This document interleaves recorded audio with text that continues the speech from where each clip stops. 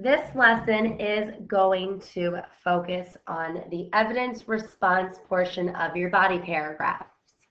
So our goal for this lesson is to be able to use rhetoric in your responses to your evidence for your body paragraphs. So you may be wondering to yourself, well, exactly what is rhetoric? Well, it's the art of speaking or writing effectively. It's the art or science of using language to influence the thought and behavior of an audience.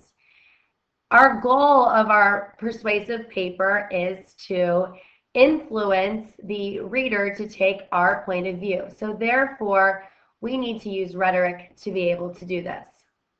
So our goal is to expand our responses to the evidence that we have chosen throughout our body paragraphs. In order to be a more effective writer, you need to use rhetoric. This will also help make your writing more persuasive and more convincing.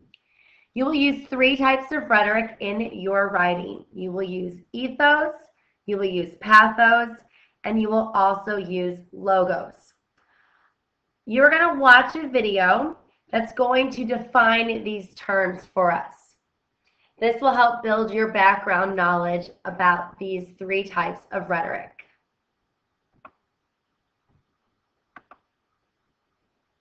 There are 3 modes for persuasion speakers use to appeal to their audience: ethos, pathos, and logos. I'm going to use these 3 modes of persuasion to try to get my daughter to eat spinach.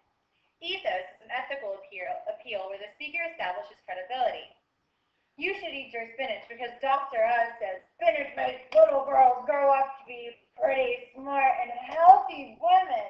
I would know because I ate my spinach when I was a little girl, and I grew up to be a successful lawyer and your mommy. Also, you love Barney, right? And Barney loves spinach! And I think you would make Barney happy if you ate your spinach. Good girl. Pathos is an appeal to the audience's emotion. You should eat your spinach because you love your mommy, right? And don't you want to grow up to be healthy so you can take care of mommy in the nursing home?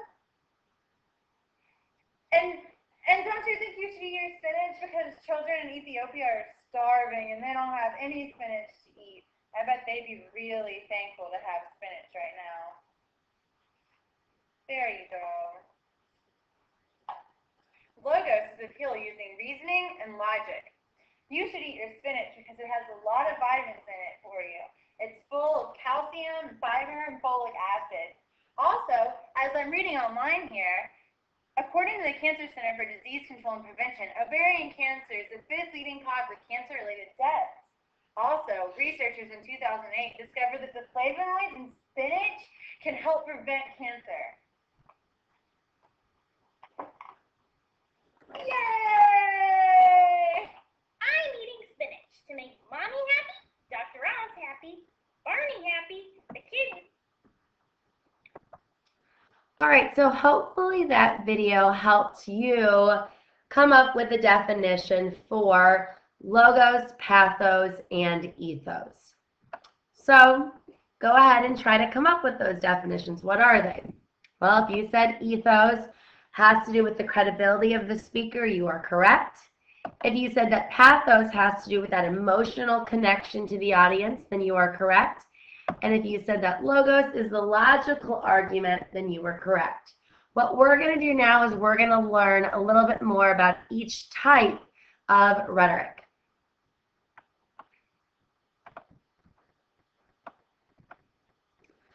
All right, so the first one is ethos.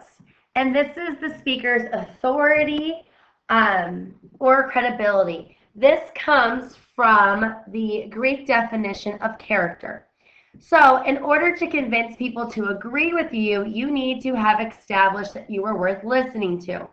If your audience thinks that you are trustworthy, knowledgeable, likable, and respectable, they'll tend to believe what you are saying.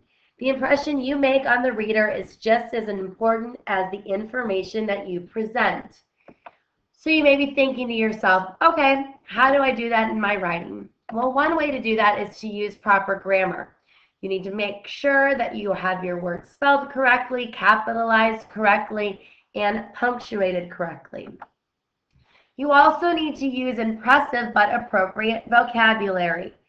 Again, we shouldn't be using words like bad or good in our writing anymore. Those are boring words. You need to start using words that are more sophisticated. Use your thesaurus to help you find more sophisticated vocabulary. The third thing that you need to do is you need to acknowledge the opposition. You will do this in your concluding paragraph. Also, you need to make sure that you use credible sources and also cite those credible sources so the author knows where your information is coming from. It's also important to remember if you are taking a quote from the article that you need to put that quote in quotation marks because it's not your words, and if you don't put it in quotation marks, it's then considered plagiarism. And then also you need to be organized in your writing. Be sure that you are following the format that I gave you to organize your writing, as that will make you more credible. All right, the next type of rhetoric is pathos, and this is the emotions.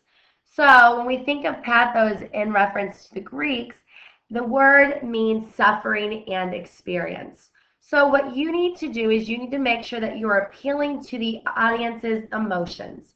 If you can inspire an emotional connection with your audience, they're going to be more likely to agree with your position. So as you are going through your essay and writing your body paragraphs, you should really be thinking to yourself, how can I make my reader feel something? What you want them to do is you want them to feel anger or pity or sympathetic to your cause. Again, this will make them agree with you. So how do we use this in our writing? Well, first you need to be passionate about the topic. Also, you need to draw the emotion from your audience. Set the stage, tell a story, ask them, what if, or what would you do? Make them think about the situation. Also, appeal to the audience's needs. So think about, how is this going to influence or affect them?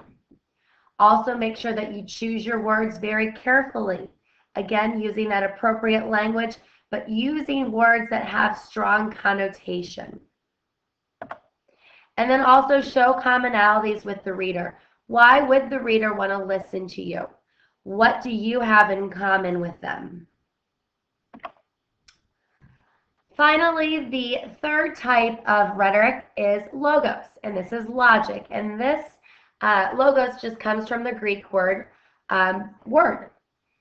So looking at logos, logos means to persuade an audience by using logic. This is where you present facts, evidence, and reasons to convince your audience.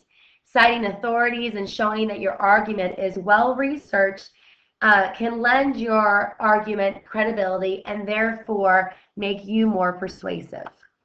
So how do we do this in our writing? Well, I'm going to get rid of these as we go through and kind of talk about them one-on-one. You first need to make sure that you cite your facts. So be sure to give credit where credit is due. Also, construct logical arguments. Your evidence should build off each other within your body paragraphs. So your second piece of evidence really should also kind of have something to do with your first piece of evidence. Use those pieces of evidence to build and strengthen your argument. Also, giving solid evidence for your argument, making sure that it's the best evidence out there. Also, be thorough in your reasoning. So when we're looking at these warrants or these responses, they now need to be more than one sentence. You should at least have 2 to 3 sentences for every warrant.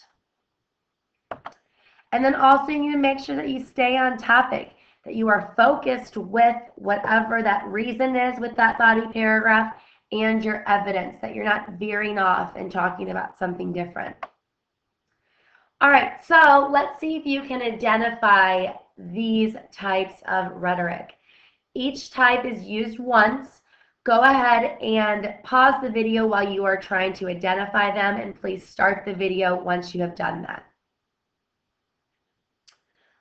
All right, looking at our first one. By buying our cards, you support us in our ongoing journey of standing up for the basic rights of children. Did you say that this was pathos? If you did, then you were correct. Here's our second example. Have trust in me. I've always been there with you at times of adversary. Did you say that this was ethos? If so, then you were correct. And finally, our third one. A report about the war in Iraq assessed nearly 100,000 deaths and many more injuries. Well, this leaves logos. So to simply review, your evidence response is what you guys are working on, and this is what we refer to all year as the warrant.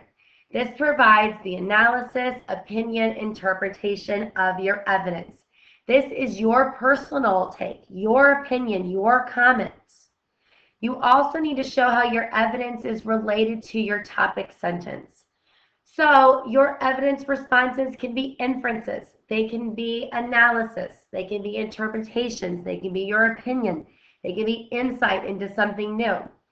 Again, and this is really important right here, it needs to be multiple sentences. Your warrant is no longer a single sentence. I'm looking for 2 to 3 sentences. And also, finally, make sure that you're using what we just talked about in this lesson. Go back and use rhetoric. Try to use ethos. Try to use pathos. And try to use logos. Go back and watch this lesson as much as you need to review those 3 types of rhetoric. So what you need to do right now is you need to work on your responses to your evidence for paragraph B, C, and D. Please make sure that you use rhetoric to do this.